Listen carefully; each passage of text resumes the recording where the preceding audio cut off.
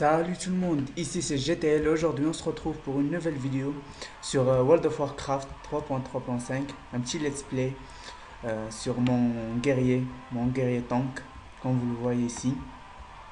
Ça lag un peu, mais bon.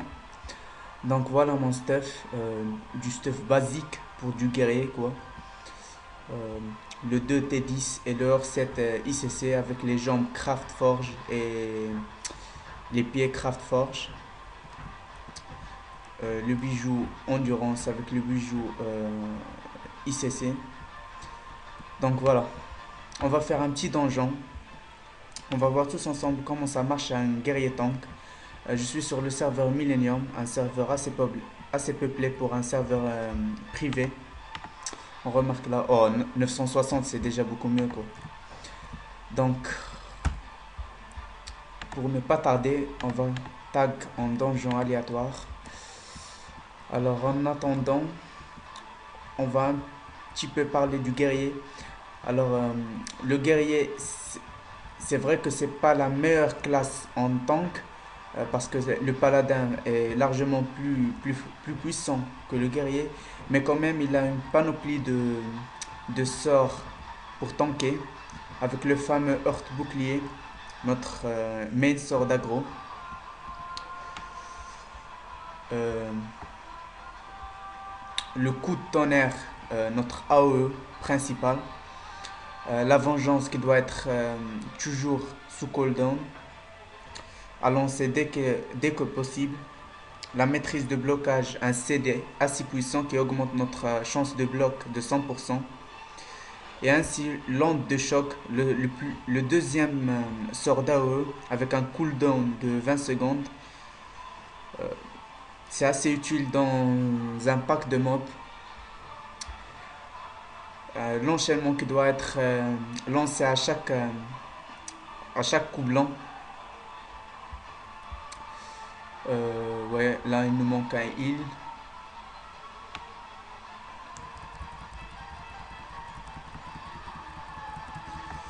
Donc voilà.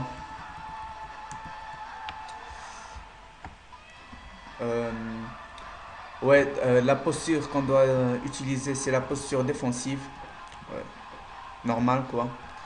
La posture qui réduit les dégâts subis de 10% et les dégâts qu'on cause de 5%.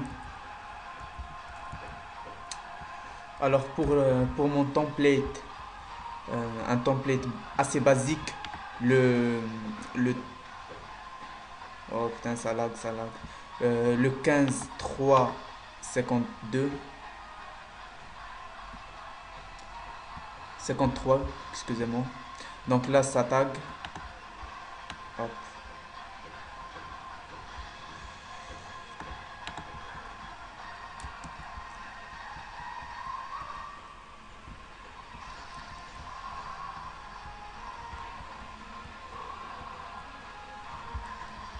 Allez, accepte, s'il te plaît. À vrai dire, je comprends les DPS parce qu'ils doivent attendre assez longtemps.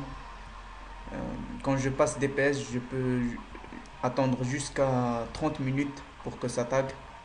C'est assez dur, mais bon.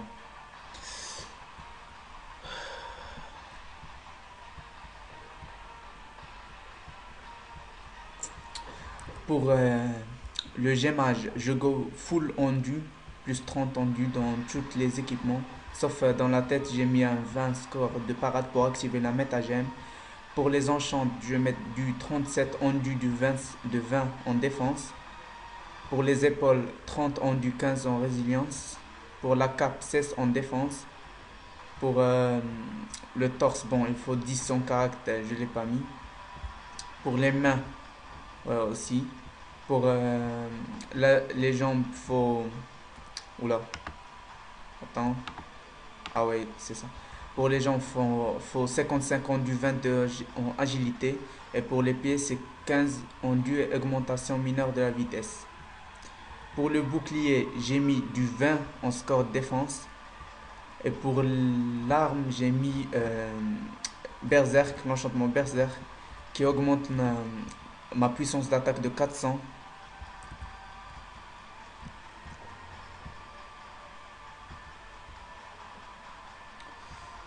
Donc on met une petite pause et on se retrouve après que ça tag. Allez, ciao ciao. Re tout le monde, alors on est dans un petit donjon, le four pourpre, assez facile. On va dire bonjour tout le monde. Hop. Être poli est la base du bon groupe quoi. Donc on lance direct. Je recorde une vidéo.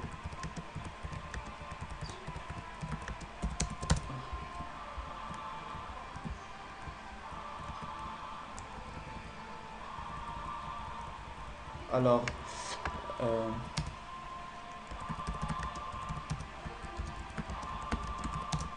donc en début, vous devez mettre la vigilance sur le main DPS, celui qui fait plus de DPS pour ne pas prendre l'aggro.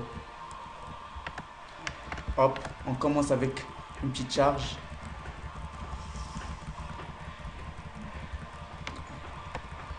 Une petite charge, coup de tonnerre, dévasté dès que possible, la vengeance et l'heurte bouclier dès que possible.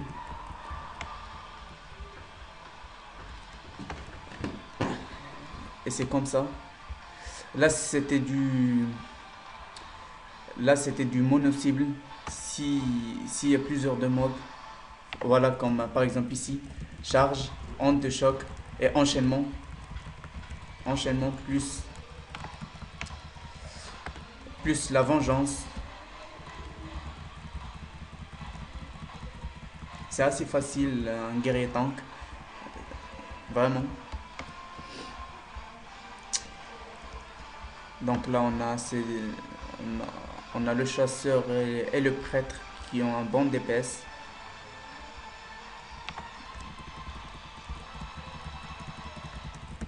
Hop.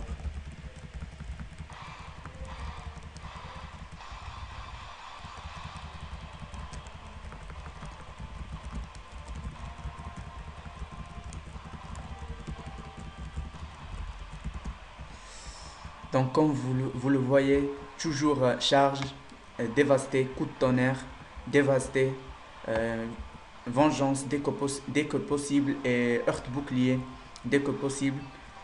L'heurte bouclier c'est un vrai générateur d'aggro. Parce que dès que vous lancez un heurte bouclier, vous reprenez directement l'aggro. Comme ça, hop. Déjà j'ai 100%.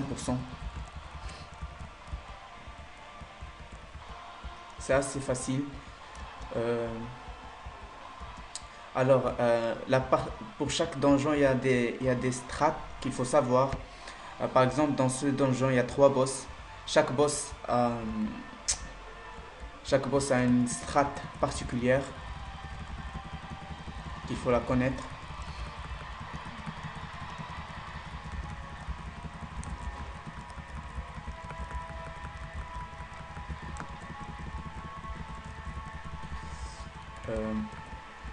Là, il faut utiliser l'onde de choc. Voilà.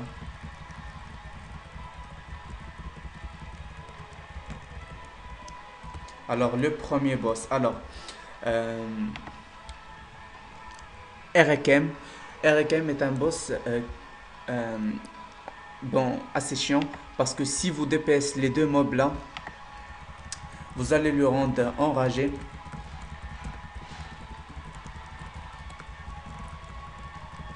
Donc faut pas DPS les deux mobs. Oula.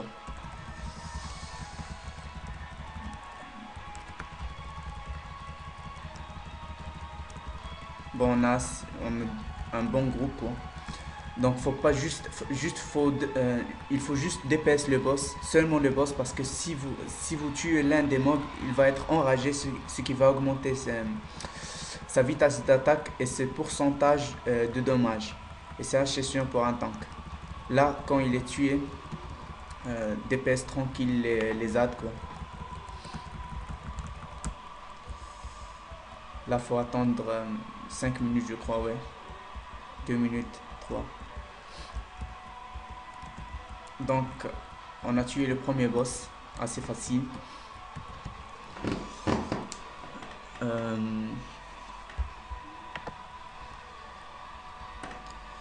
Comme vous le voyez, je suis assez bien stuff, ouais, même bien stuff. J'ai 5K9, 5970 en gear score, ce qui est assez bien.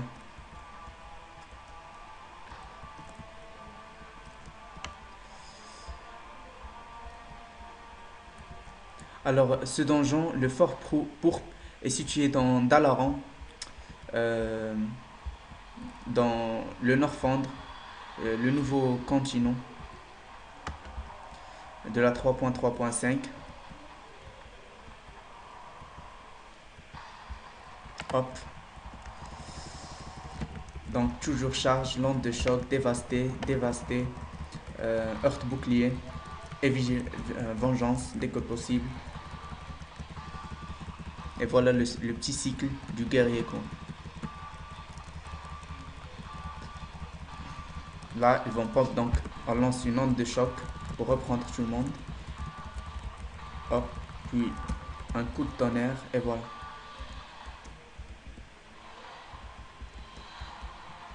C'est assez simple comme donjon.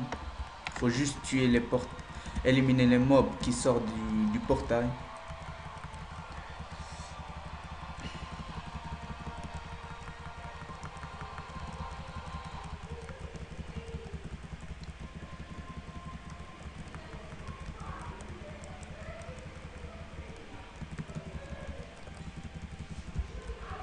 Lente de choc toujours. Hop. Même si je l'ai raté, je crois. Ouais, je l'ai raté. Bon, pas grave.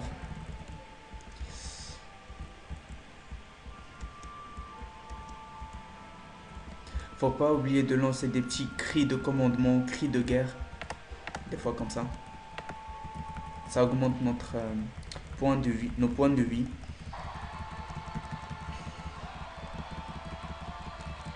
Et un bon tank est connu par ses nombres de points de vie. Par exemple, là j'ai 50k.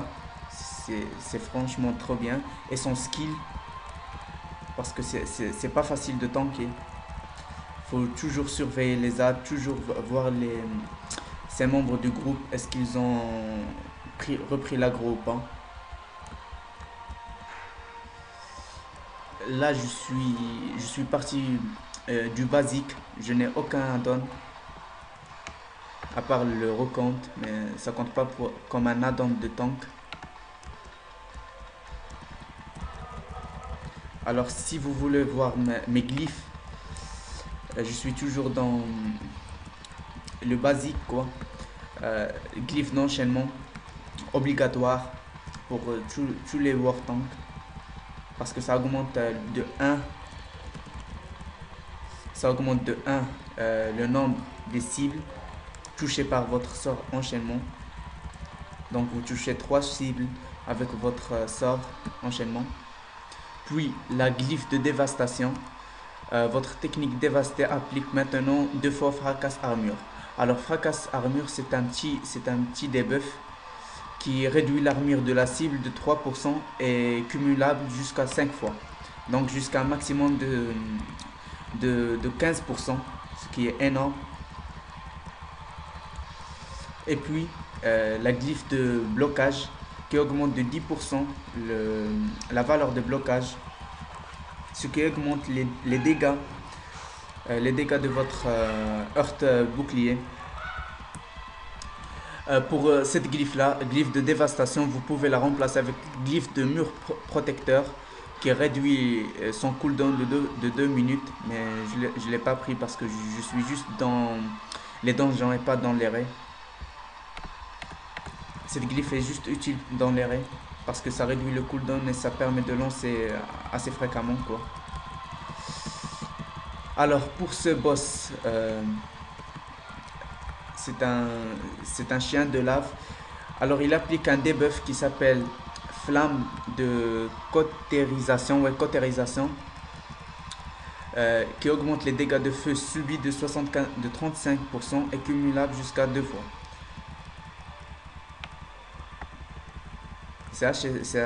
J'avoue que c'est assez chiant parce que vous prenez trop cher.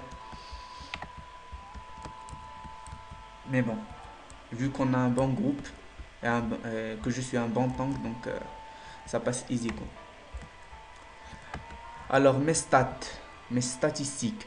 En armure, j'ai 30 000. Ouais, c'est vrai, j'ai pas le cap. J'ai pas vraiment le cap, mais c'est assez bien pour des donjons. Pour la défense, j'ai 574. Le cap défense, c'est de 540, 542. Donc, ouais, j'ai dépassé le cap, mais plus on a de la défense, plus on a de chances d'esquive et de parade de blocage. En esquive, j'ai 31%, c'est assez bien. En parade, j'ai 21%. Et en blocage, j'ai 19%. Là. En expertise, j'ai 9%, j'ai 9, mais le cap est de 26. Mais en donjon, c'est pas obligatoire, c'est juste pour les raids. En crit, j'ai 11. J'ai 11%. En touché, j'ai 516. Donc 15%. Et en puissance d'attaque, j'ai 4K7, 4704. Là, vous voyez, il y a plusieurs rades. Donc, vous reculez un peu et vous mettez onde de choc. Puis, frappe de tonnerre, coup de tonnerre. Et normalement, vous tenez tous les mobs en aggro.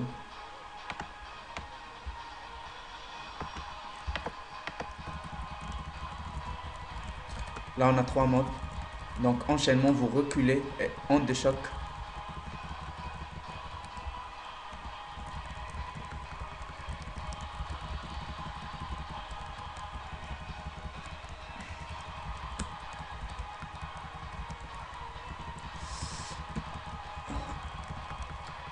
On est sur la 14e vague.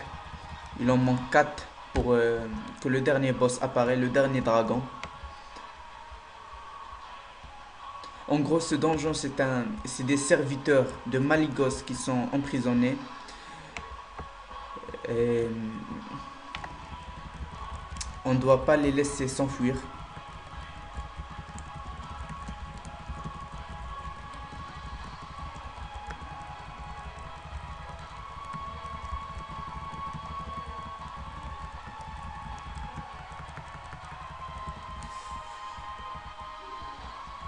C'est simple, on les élimine trop rapidement quoi. Donc, on a quoi dans notre groupe? On a un guerrier, on a un prêtre ambre, un Shamil très bien stuff, et un chasseur DPS, lui aussi très bien stuff apparemment, ouais. Là je suis stun.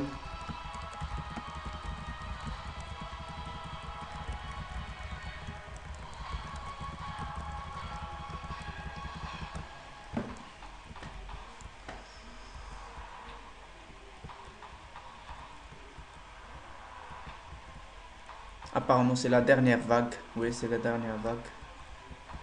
On est 17 sur 18.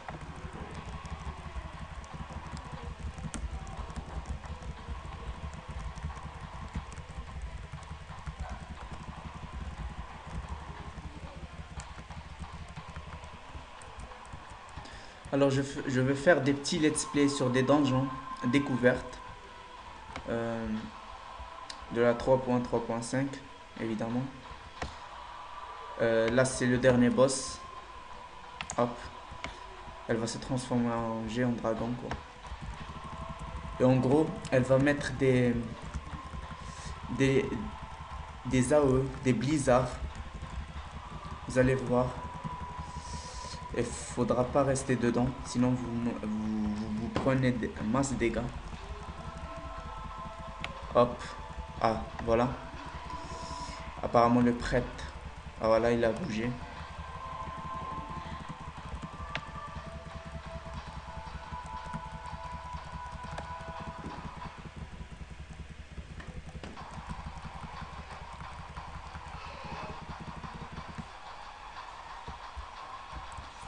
Donc voilà, c'était une petite vidéo sur World of Warcraft, le donjon fort pour sur Millennium Server. Merci. Je posterai la vidéo dans la chaîne GTL.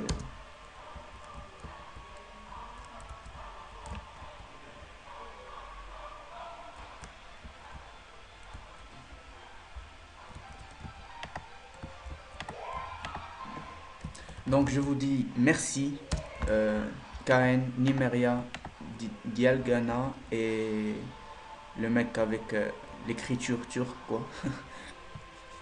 Je vous dis merci pour ce donjon. Alors si vous avez aimé ma vidéo, n'oubliez pas de vous abonner et de cliquer un pouce vert. Et on se dit à plus pour de nouvelles vidéos sur ma chaîne YouTube sur World of Warcraft. Et ciao ciao.